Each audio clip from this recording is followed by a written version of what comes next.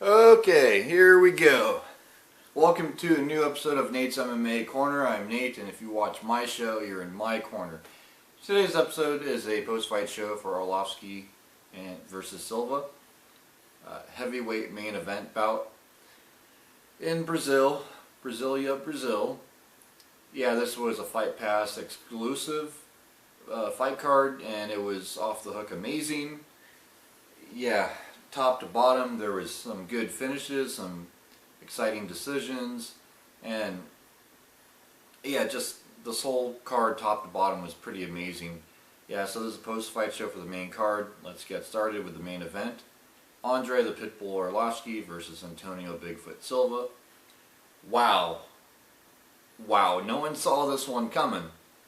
All the experts picked Antonio Silva. I know I picked Antonio Silva to win this, but I wanted Arlovski to win, and I just didn't think it was going to happen. I thought, this was going to be Arlovski losing and then borderline chopping block in the UFC, but no, P skyrockets into the top 10, smack dab in the middle of that UFC top 10 heavyweights. Yeah, it was KO punches in the first round. Arlovski did a great job sticking and moving, circling, and yeah, Antonio Silva, he's not known for his speed, so if you do that, it causes problems for Silva, and you drop Silva once, there's a good chance you can finish him, and that's exactly what he did. When he dropped him, he finished him, hammer fist to the face, and got the KO. Punches, round one. Yeah, it was a quick fight, so that pretty much was the whole fight right there. Yeah, then the co-main event, we got Gleison Tibau versus Piotr Hallman, and that was a lightweight bout co-main event.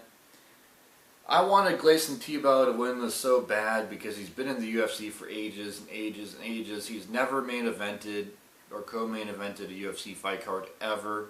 I remember watching this guy on the prelims on pay-per-views from the UFC for ages now, and I just wanted him to finally get his due. I mean, at what point, you got to move forward at some point, right? And, it's like, but he would have a couple good wins and then suffer a loss, and then he would go back down to the prelims, and I felt so bad for the guy. I just wanted to see him do well for a change and really get credit for it because he's talented. He has heavy hands for a lightweight. He can really stand and bang, and he has a good ground game. He's a solid fighter. He's a veteran in the UFC. And yeah, he won by split decision. He was able to just dominate Piotr every step of the way on the stand-up and kept him up against the cage.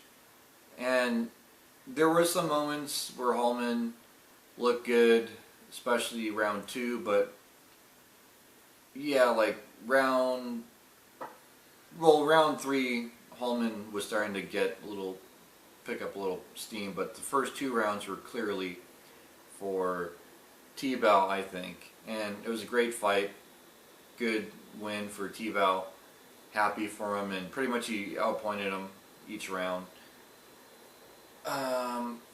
And Tibau mixed things up, which is great. Then also on the main card, we had another lightweight bout with Leonardo Santos, and Efrain Escudero. Efrain Escudero, contestant on The Ultimate Fighter, actually a winner of The Ultimate Fighter, season 8, I believe it was. And, just, I wanted Santos.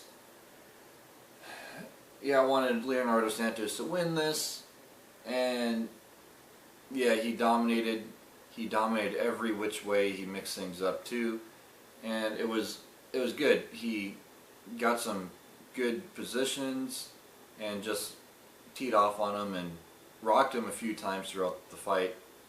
Great fight, good win for Santos. Yeah, I remember watching this guy on Ultimate Fighter Brazil, thinking that this guy has potential. So, yeah, we'll we'll see where he goes from here. Great fight. Then in the welterweight division, we had Santiago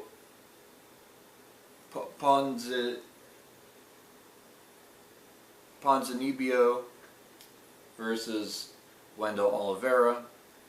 Yeah, Santiago, he is definitely a top prospect in the welterweight division, a guy to look out for. Yeah, he has heavy hands, and he won by 1 minute and 20 seconds of round 1. He's just perfect on the stand-up. He has heavy hands, he knows how to find his reach, create angles, and he has a pretty good ground game too, so if he gets taken down, he might be able to pop up. Wow, good win for Santiago. And yeah, Santiago is back on track after his long layoff of injury, so good job, Santiago. Yeah, he won by TKO punches. It was a quick finish, 1 minute 20 seconds. Then also on the main card, we had a bantamweight bout with Yuri Alcantara versus Russell Dome. Yeah, like most people, I picked Yuri to win this, and he did win. He's ranked in the top 10 bantamweights for a reason, and he won by a decision unanimous. He was able to just land some good shots. His ground game needs some work though. Russell Dome, I believe, got some good ground game on him, but yeah, Yuri Alcantara, you know, he has good defense off his back, so that makes issues for his opponents who get top position on him. And yeah, Yuri Alcantara, he's definitely a guy to look out for. I remember when he fought Uriah Faber, he put in a good effort before he lost to Faber. And yeah, this is definitely a good win for Yuri to keep him in that top 10 for UFC bantamweights. Yeah, Yuri, I would say he's definitely like on that short list of title contenders in bantamweight division right now. He was ranked number 7 going into this fight. He wins, obviously he probably maintains his number 7 spot, maybe moves up a notch. So he's definitely in that title contention mix for bantamweights in the UFC. And yeah, he won by decision unanimous. He pretty much outpointed Russell Dome throughout the match through punches and whatnot.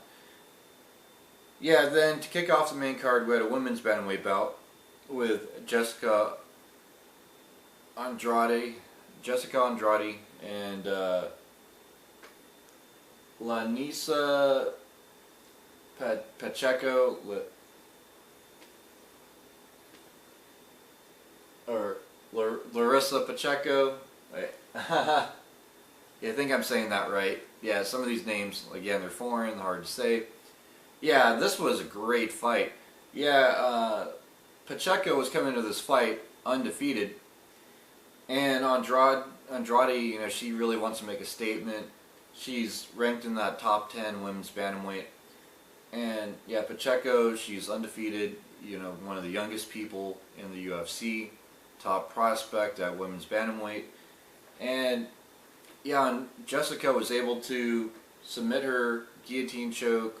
It was round 1, 4 minutes 33 seconds into the first round. And yeah, it was a good learning experience for Pacheco, like Jessica said in the post-fight press conference. And yeah, this was just a quick, good, clean win for Andrade to keep her in that top 10 ranking. And stay tuned. Yeah, this wraps up the post-fight show for Arlovski and versus Silva. Stay tuned for my next episode, which will be about Mark Hunt, Roy Nelson. I am picking Roy Nelson to win by knockout on this one. And then I am picking Miles Jury to win in the co-main event against Takanori Gomi. So we'll see how that holds up. And until then, see ya!